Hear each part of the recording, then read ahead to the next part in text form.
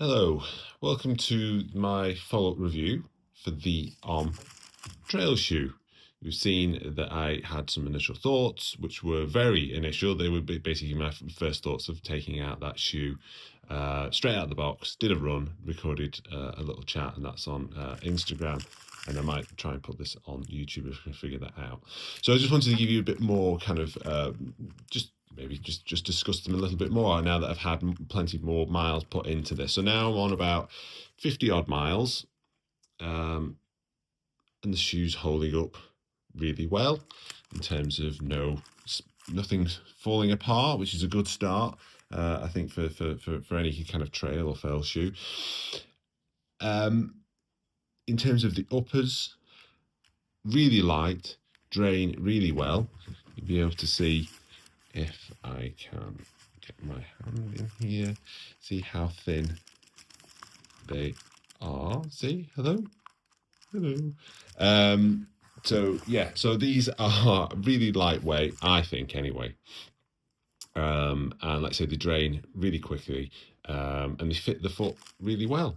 I think they are, like you say, more of that kind of standard fit. So some people may complain that toe box is going to be pinching. The mid foot maybe could do with a tiny bit either side. For me, I don't have particularly wide feet. I would argue that they are relatively narrow, and I don't have any issues with any other shoes.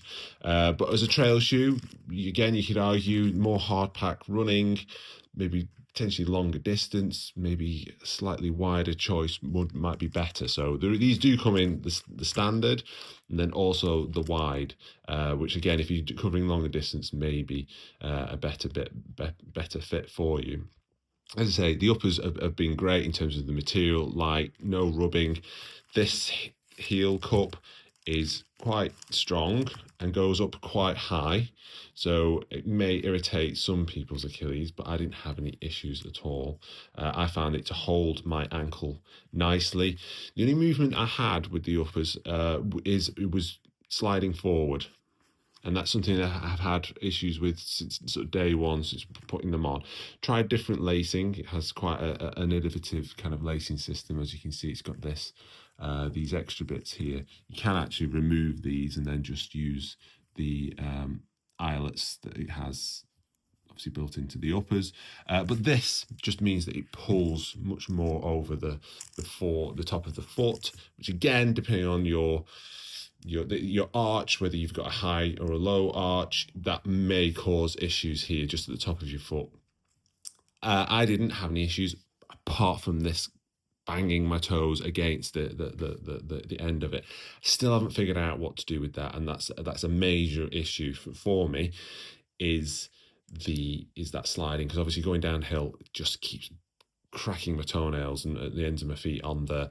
And then this, I become more aware of this. Basically, you could drive a bus through the back of that. Had runners loop in and other stuff like that. Still can't figure it out. I don't know if that's me. I don't know if that's to do with the upper itself. I don't know if anyone else is having problems with that, but that is something that was really I was very conscious of. Is as soon as I was going downhill, sliding, banging my toes on there. Other issue did raise, and that's again is actually down to me, my weird feet, legs, running style, gait, is, as you can see the creasings here. I discovered through these shoes that I must over-pronate. So as I'm running, it's squishing in. You can see the creases there. It's quite a soft, not as soft as some.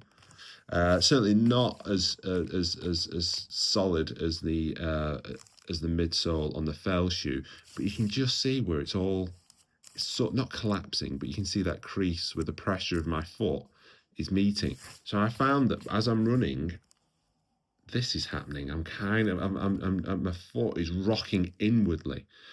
That is obviously to do with my gait, and isn't an issue with the shoe itself, but it is an issue, a personal one. So these shoes aren't particularly great for me. As you see, you can see there actually the creasing compared on the inside compared to the outside.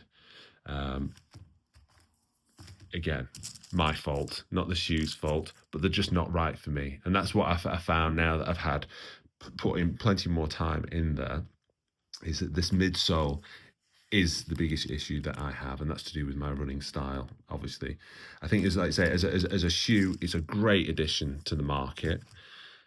I really do hope that that OMM do continue making shoes, and that we see versions or Mark II coming through soon. I know they've got an ultra shoe, which really isn't massively my bag. Again, higher stack, just too sort of marshmallowy for my taste. This midsole by Vibram, I don't know how you pronounce it. Everyone has their own way. I think will be tough. I think it's going to last, as is this grip. You know, the studs. What we on got a 27mm stack, which is quite high for me. A 6mm drop, and then 4mm lugs. The lugs were great. I found that I say I'm not a huge user of the Vibram kind of, I'm not a convert of theirs, but I found that this dug in really well to mud, nothing too sloppy, but worked fantastically well. You can just see, and they cleared well. They didn't bog up or anything like that. Good grip on rock. Everything you can throw at it did really well. Now, if you compare it to the Fell, goodness me, look at that. Look at that. So these are more my style. So you've already got, if you can get this in focus.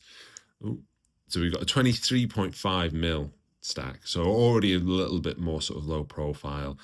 The drop is 4mm again, but those lugs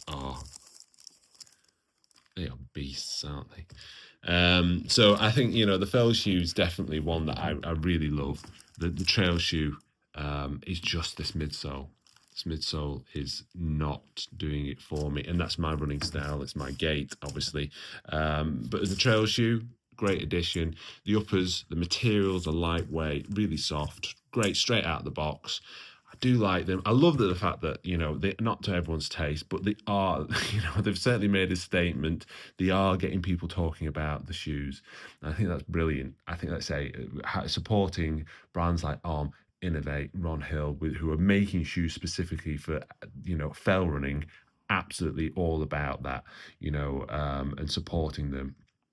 So for me, moving forward, if I had any feedback, I would maybe argue that, a trail shoe needs to be just as a standard, a little bit wider, a bit more sort of toe box space. And I really need to figure out about these laces, because this sort of sliding back and forth here is causing a lot of issues. But if you're in the market for a trail shoe, definitely consider these. You've got two options. You've got the standard, and you've got the wide, and you've got some much better colorways. But I think for now, from the OMM, I think yeah, the Fell shoe is more my bag. I'm going to try and get plenty more miles into these. These look brand new.